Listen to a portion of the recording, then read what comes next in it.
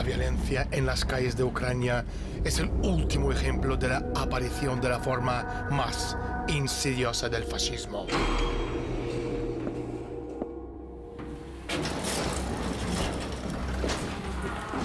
De forma descarada y en un intento de arrancar a Ucrania fuera de la esfera de influencia rusa,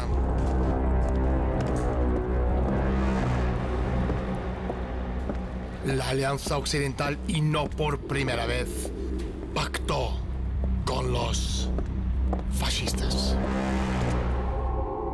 Veremos.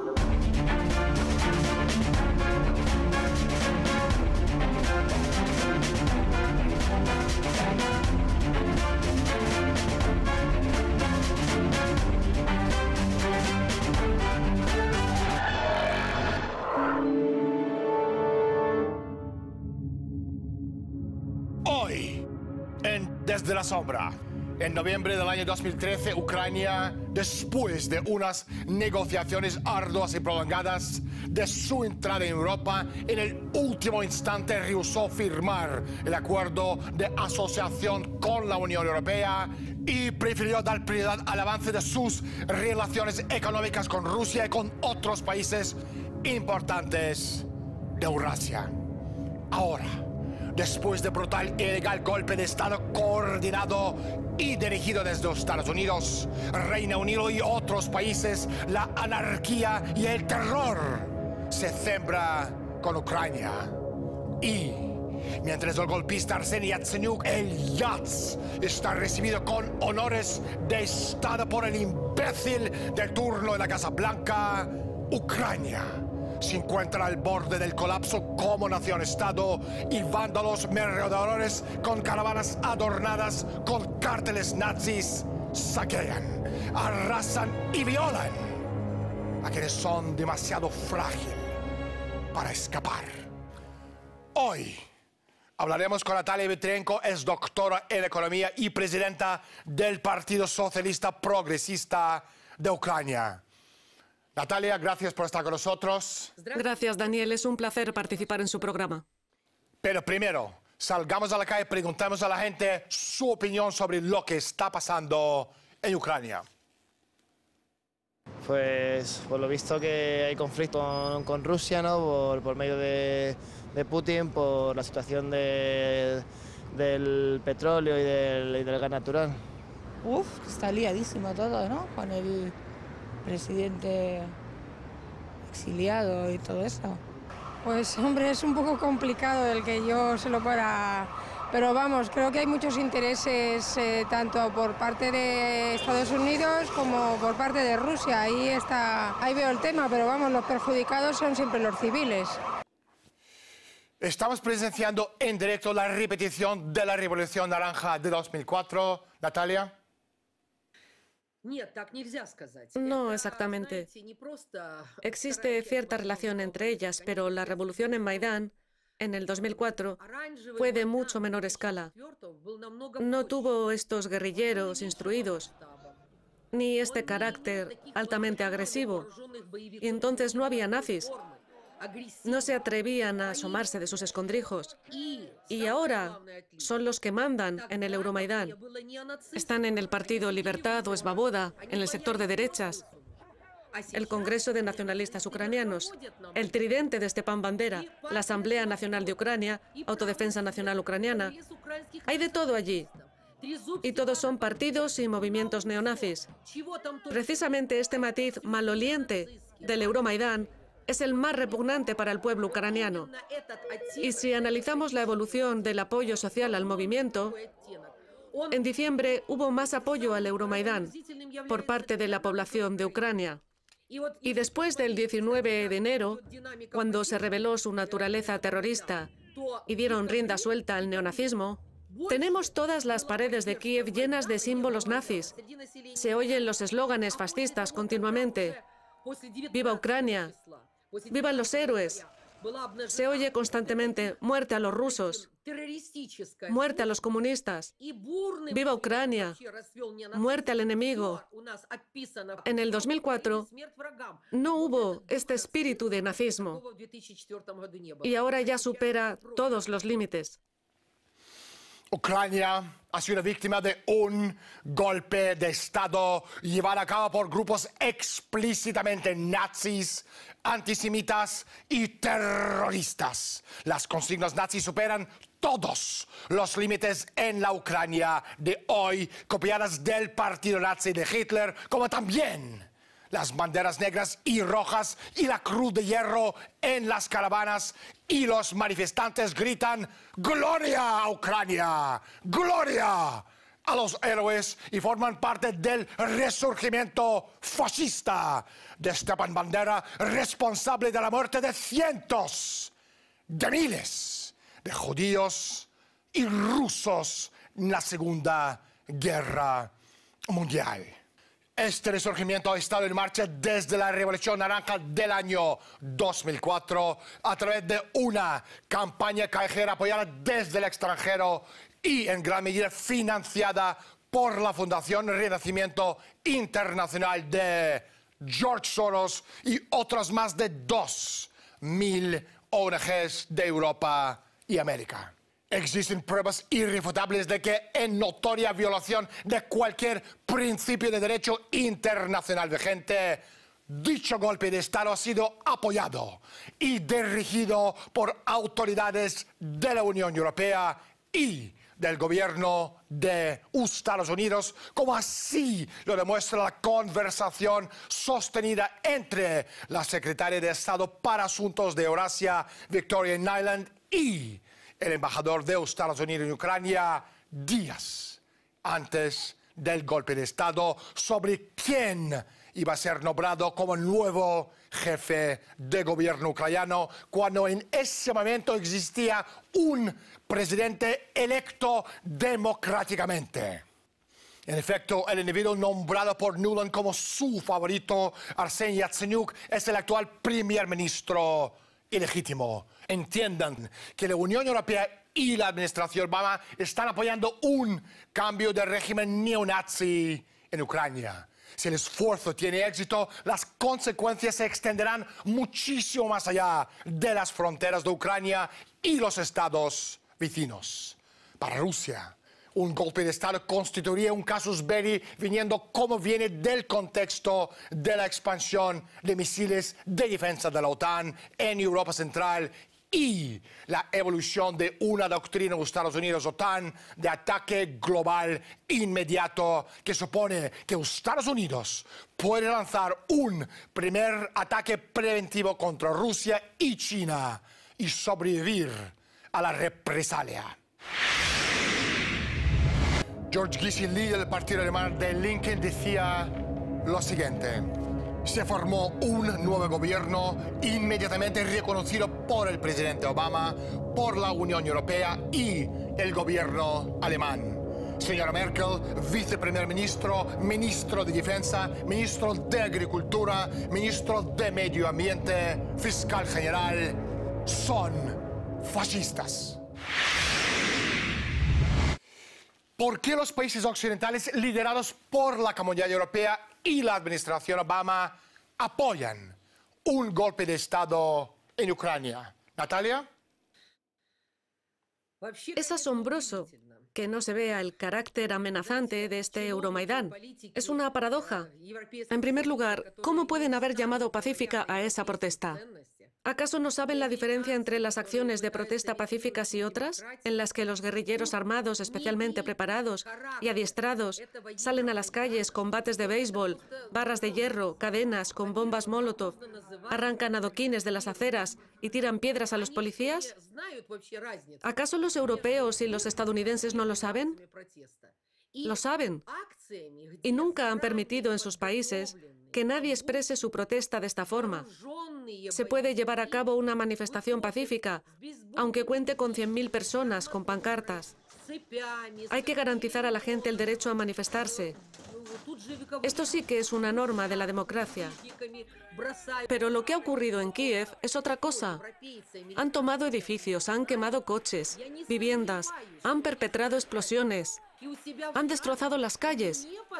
¿Cómo es posible llamar pacíficas a este tipo de acciones? Además, ¿cómo pueden llamar activistas a los guerrilleros que lanzan botellas de napalm a la gente? Entonces, ¿qué es un manifestante? ¿Qué es un terrorista? ¿Cómo pueden decir que es gente pacífica que expresa su protesta y que las autoridades maliciosas pretenden aniquilarlos, que son raptados y torturados? En realidad es todo lo contrario. Son los manifestantes de Maidán los que tomaron el camino de la guerra, de la violencia. Y las autoridades se vieron obligadas a recurrir a los antidisturbios, a la policía. ¿Qué otra posibilidad hay?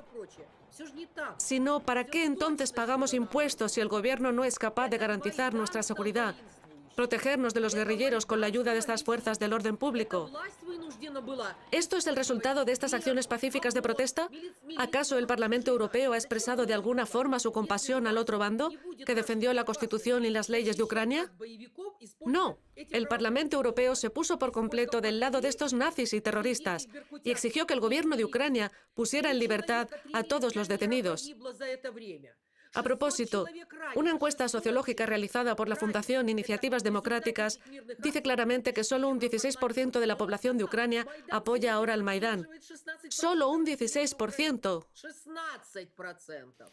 No es mucho. Bajo el acuerdo de asociación con la Unión Europea que Ucrania rechazó firmar a finales del año 2013, hubiera eliminado la soberanía del país, violado su constitución y hecho que su economía degenerara a un nivel en el que rápidamente se reduciría su capacidad productiva, basándose en gran medida en la exportación de productos agrícolas y no en productos terminados. Esta receta económica que Estados Unidos y Europa siguen todavía es la perspectiva casi cierta de la canibalización económica con los rescates financieros que están implementando las naciones transatlánticas. Habría que preguntar a Martin Schulz, presidente del Parlamento Europeo, y a Herman Van Rompuy, presidente del Consejo Europeo, y al presidente americano Barack Obama lo siguiente. ¿Acaso las Naciones Unidas, la Unión Europea y Estados Unidos han dejado de reconocer la Carta de las Naciones Unidas y el veredicto del Tribunal Internacional de Nuremberg sobre crímenes de guerra? Dejaron de valer los derechos humanos para las naciones de la Unión Europea y para la comunidad mundial. Consideran como democracia la devoción de los nacionalistas ucranianos por Hitler y sus asesinatos de civiles en masa. Ucrania perdió su independencia cuando permitió a los terroristas y nazis hacerse con el control del país a cambio de un puñado de promesas vacías. Me pregunto si el Maidán es la voz del pueblo. Natalia. ¿Quién ha dicho que el Maidán exprese la protesta de todo el pueblo ucraniano? La encuesta de la Fundación Iniciativas Democráticas muestra con claridad que el 55% de los manifestantes del Maidán son ucranianos, occidentales. El 55%. Es verdad, allá la gente es distinta. Son de otra confesión religiosa, obedecen al Papa de Roma, son uniatas y obedecen al Vaticano. Muchos de ellos son rusófobos. Que les juzgue Dios. Así se formó la historia de Ucrania y actualmente es nuestra desgracia. Pero ¿quién ha permitido a Ucrania Occidental dictar su voluntad a todo el país? ¿Quién les ha dado derecho a ellos, que estaban allí sin empleo, sin ocupación, a venir a Kiev y bloquear la ciudad, enviar a sus emisarios a Dnepropetrovsk, Odessa, Lugansk, Chernigov? Sus emisarios están por todas partes. Esto se podría llamar exportación de la contrarrevolución. Y por supuesto, no podemos aceptarlo de ningún modo. Y digan lo que digan, Obama y su círculo cercano, Merkel y otros líderes de países europeos, será mejor que se ocupen de sus propios problemas. Natalia, un momento, por favor. Ahora salgamos a la calle, preguntemos a la gente su opinión, si el pueblo ucraniano apoya a Rusia o a Occidente y en qué medida. Pues en este momento desconozco el porcentaje que pueda haber. Yo creo que hay más que apoyan a Occidente que a Rusia. Me pregunto cómo se financia un golpe de Estado como estamos viviendo hoy día en Ucrania. Natalia. Es algo que se sabe ya en Ucrania. Esta información ya ha aparecido en muchas fuentes informativas.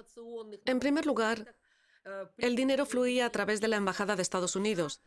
Se habla de $20.000 semanales que recibían tanto el partido Batkivshina como Svoboda y otros.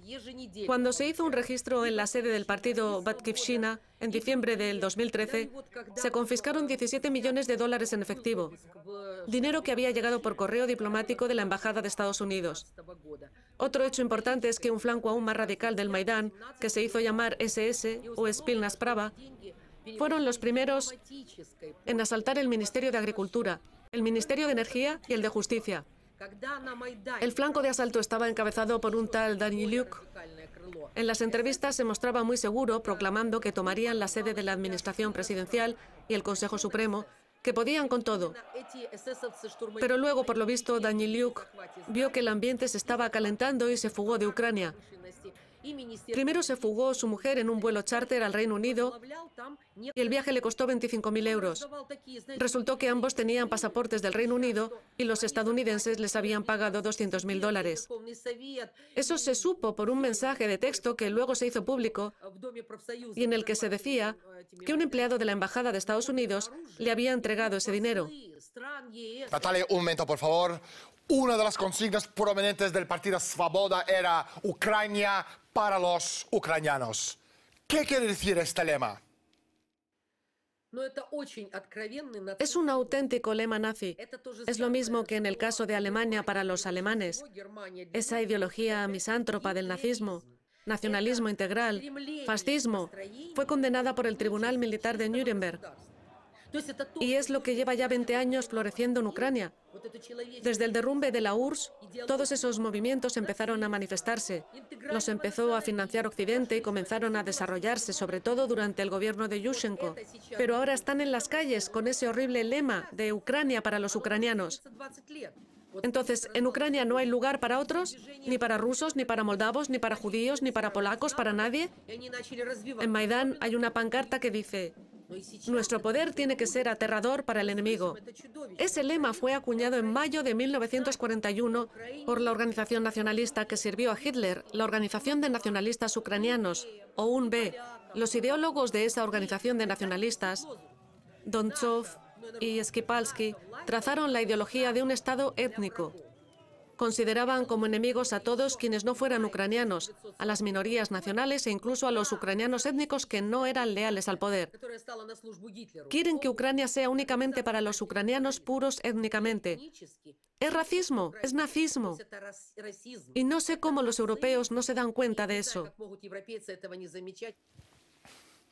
No se dan cuenta de que el lema del partido Svoboda Ucrania para los ucranianos fue el grito de guerra de Stepan Bandera durante la colaboración de su partido con Hitler tras la invasión nazi de la Unión Soviética. Bajo ese lema se llevaron a cabo las ejecuciones en masa y las limpiezas étnicas por los combatientes fascistas de Bandera, entre ellas la del verano de 1943, una campaña de exterminio en masa de polacos y judíos de 70.000 civiles.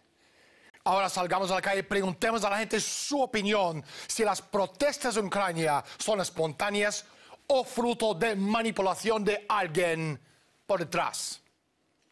Yo creo que son personas manipuladas ahora mismo, yo creo, ¿no? Supongo que habrá de todo, pero sí hay gente por detrás que manipula. Bueno, en todo siempre hay manipulaciones, pero realmente en este caso yo creo que la gente, si va ahí y muere ahí, yo creo que hay mucho de sentimiento y muy respetable por parte de los ucranianos, ¿eh? Cambiemos del tema. Tengo una pregunta hipotética. Natalia, si tú fueras presidenta, ¿qué harías en Ucrania? Yo actuaría en total conformidad con las normas del derecho internacional. Según se ha escrito muchas veces en las resoluciones de la ONU, en las de la Conferencia de Durban y otros documentos, el derecho internacional exige la prohibición de todos los partidos y movimientos neonazis. Por eso, en un futuro, cuando tengamos un presidente legítimo, el presidente de Ucrania debe cancelar el decreto neonazi del expresidente Yushchenko, número 75/2010, en el que reconoce a todos estos neonazis, a todos estos lacayos de Hitler, como luchadores por la independencia de Ucrania. Esta es la idea principal del decreto. Por eso lo primero que yo haría sería cancelar este decreto del 2010 y, por supuesto, expedir el decreto sobre la prohibición en Ucrania de todos los partidos y movimientos neonazis. Y el Parlamento tendría que aprobar las leyes correspondientes. Si esto no se hace, todas las elecciones, tanto al Parlamento como a las instituciones de la administración local, no tienen ningún sentido, porque los nazis actuarán descaradamente, amedrentarán a la gente y la engañarán, respaldados por todo este dinero de Estados Unidos y de Gran Bretaña. Harán todo para conseguir el poder. No podemos permitirlo, y este es el deber sagrado del presidente. El deber sagrado del presidente. ¿Cuáles son las consecuencias de lo que estamos viendo en Ucrania? Las consecuencias pueden ser de lo más trágicas. En primer lugar, porque Ucrania es el vecino más próximo de Rusia. Su frontera es la más extendida de todos los países que colindan con Rusia. Y si nos imaginamos lo peor, que el golpe neonazi termine con éxito, indudablemente arrastrarán a Ucrania dentro de la OTAN. Y en su territorio se desplegarán las bases de la defensa antimisil estadounidense apuntando a Rusia. Además, el neonazismo nunca se ha quedado dentro de un territorio cerrado.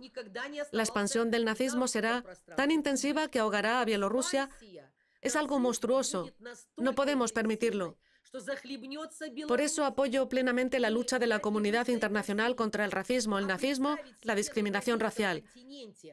¿Qué es lo que tiene que hacer hoy la comunidad internacional? Imponer sanciones a los nazis en Ucrania, exigir a las autoridades de Ucrania, prohibir esos partidos y movimientos, prohibir la propaganda del neonazismo. Es una tarea que hay que cumplir tanto para Rusia como para toda la comunidad internacional. De lo contrario, el mundo entero volará por los aires. Con el desplome financiero mundial en su última fase de desintegración, el Imperio Británico y sus aliados en Wall Street quieren poner a otros países soberanos las condiciones que les permitan continuar con el saqueo de su riqueza para seguir manteniendo a flote su sistema canceroso especulativo. Cualquier país que se niegue a ello es amenazado con guerra o cambio de régimen, como hemos visto en Ucrania y en otros países. Natalia, no hay tiempo para más. Muchísimas gracias por estar con nosotros.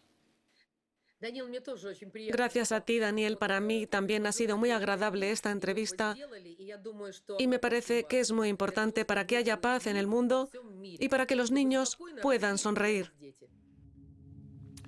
La violencia en las calles de Ucrania no es más que el último ejemplo de la aparición de la forma más insidiosa del fascismo que Europa ha visto desde la caída del Tercer Reich. Goebbels y Stepan Bandera de ayer volvieron hoy desplazados de Obama, Hollande y Van Rompuy, los predicadores radicales de la extrema derecha, haciéndose de pacifistas bondadosos que imponen su versión de la democracia a base de bates de béisbol, pistolas, puños de hierro, asesinatos, violaciones y el terror organizado desde la sombra. El mundo ético termina oculto. Tras la máscara de la democracia se encuentra Estados Unidos y su dictadura que exige el derecho de imponerse a cualquier autoridad que desea un gobierno único, global y totalitario. y siempre desde la sombra. Soy Daniel Stulin. Bienvenidos al mundo de Humo Espejos. Gracias por estar con nosotros y hasta la semana próxima.